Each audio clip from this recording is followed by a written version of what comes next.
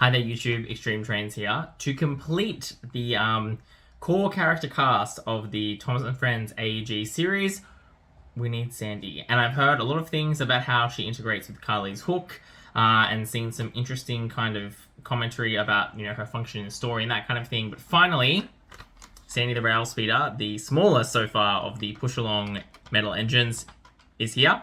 So we're waiting for. Let's do it.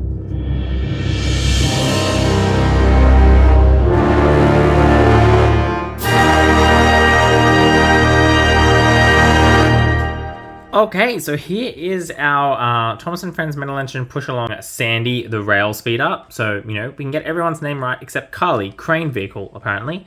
That's her packaging. Very ordinary, nothing exciting to see here. Except we can see a good picture of Sandy. So come on, let's crack her open out of the packaging and see what she's like. Okay, the first thing to say about Sandy is that she is small, like Percy is a small one of these engines, but look how much smaller she is. So again, good work to them on the scale in that sense. We don't have some weird Kevin situation where they've artificially blown her up to make her bigger. We'll come and have a quick look at the face. Again, I think a very good Sandy face. I guess the only weird part to me is how much it kind of bulges out of the side there. It seems to like bulge out a lot, which I don't think is super realistic. But anyway, in terms of what the face looks like, that's good. Got a bit of dirt on there. That's fine. Again, you can see we've got some bits of dirt on here as well. You can see the lights. We've got a little handle thing. Again, the molding work on this is all good. As always, you've got the little pink two-tone wheels for her. Coupling on the back.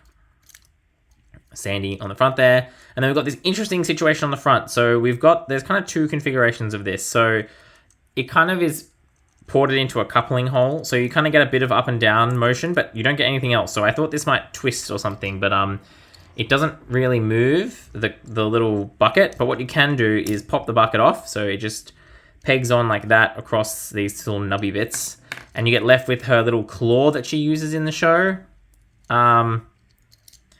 So yeah, it's a cool feature to have the little both options, so you get the bucket and the claw.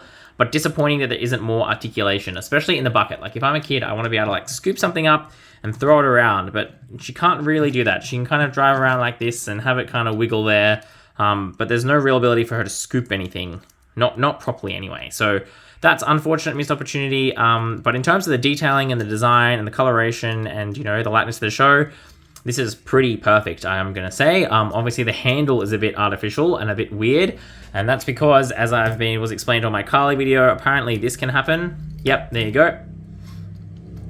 So Carly can lift up Sandy.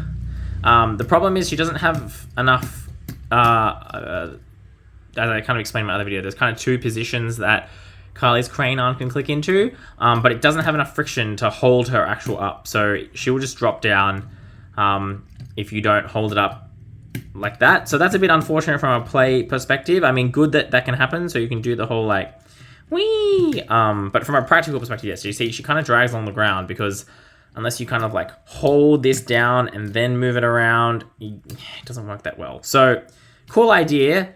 Execution not so great, especially given that then now for really no reason this hook doesn't work well with other couplings, so that's a bit unfortunate. Sandy also, I don't think, is going to couple. Let's see.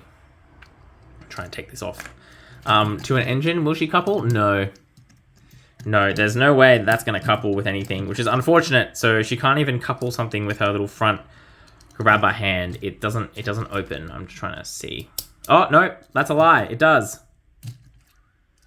Okay, so there you go. So the trick is to come from underneath. It won't couple from straight on, but if you come from underneath, you can click it on. Okay, well that's good at least. Okay, I'm glad to see that you can do that.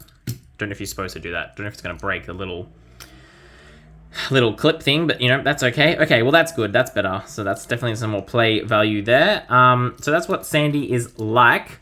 In terms of a price point, this is where it gets a bit interesting. So she is a bit of a Carly situation in that she sells for the same price as Thomas. They're in the same price bracket, so they sell for the same amount.